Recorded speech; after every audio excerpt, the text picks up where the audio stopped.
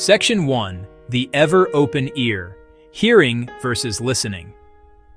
Our ears are remarkable in their design, and one of their most defining features is that they are always open. They do not possess lids, unlike our eyes, which we can choose to close. Because of this constant reception, the universe of sound is perpetually flowing into us.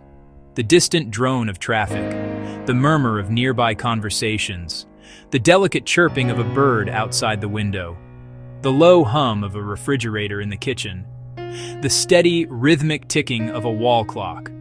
All of these sounds enter awareness without any effort on our part. This influx can feel like an overwhelming barrage, a cacophony we label as noise. To manage it, our brain uses a sophisticated, largely unconscious filtering system. It functions much like a digital email filter, automatically sorting incoming messages by perceived importance. Most sounds go to a mental junk folder, a blessing that protects focus, yet discards countless subtle details. We miss the rich soundtrack of our lives, the quiet music always playing. Section 2. The brain's filter and life's soundtrack. Our brain's role as a sound filter is a marvel of evolutionary efficiency. From an ancestral perspective, this ability was paramount for survival. Prioritizing danger, the snap of a twig, an opportunity, the rush of water, while pushing other noises to the periphery. In our modern world, this wiring persists. A sudden car horn rightly grabs attention, while a gentle fan is easily ignored.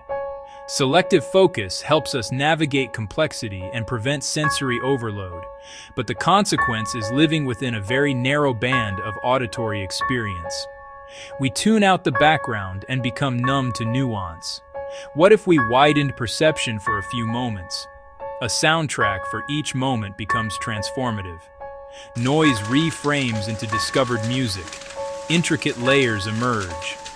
Bassline, distant highway, percussive, rain, melodic sparrow, a complex symphony, loud and soft alike, welcomed without judgment. Section 3. Stories of Sound. David and Silvana. David works from home. His small apartment feels like a resonant chamber of distractions. A persistent low-frequency hum, a rhythmic, accusatory tick-tock, intermittent, sharp barks. The sounds conspire to shatter his concentration. Frustration rises. He tenses, clenches, wages a silent war. The more he fights the noise, the louder it seems. He tries a different approach. He closes his eyes and sets a 1-minute timer. He chooses to listen, not fight. He drops the labels: good, bad, pleasant, annoying. He notices rhythm, short bursts, then a pause. The hum becomes a steady, felt vibration. The clock, an unwavering beat. Listening without judgment, anger dissolves. His body relaxes. A calm descends. He returns to work. The sounds become background music, not a personal affront. Now another story. Silvana and her grandmother Aurelia sit at dusk. The sky softens. The air cools. Let's just be quiet for 2 minutes and really listen. You can explore this practice right here and now, or anytime you choose. Think of yourself as a sound detective. Sit comfortably, feet grounded, back straight but not stiff, or stand or lie down. Let your eyes close or lower your gaze. Take a full breath in and a long breath out. There is nothing to force. For about 40 seconds, notice the most obvious or loudest sounds, without judgment. Car passing, footsteps upstairs, voices in the next room, my own breathing. Notice sounds arrive, linger, and fade, a natural ebb and flow.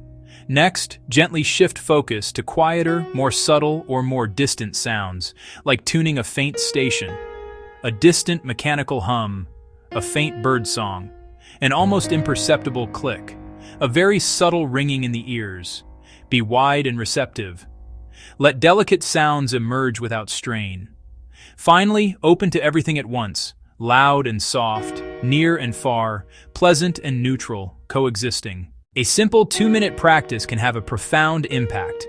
When you stop fighting noise, your nervous system receives a signal of safety. Heart rate settles, breathing deepens, chronic tension releases. You are no longer at war with your environment. Be a sound detective while washing dishes. The splash, the clink, waiting for a bus, the city's symphony instead of impatience. 2 minutes at your desk before a stressful meeting. Repeated grounding is an antidote to stress, anxiety, and overwhelm.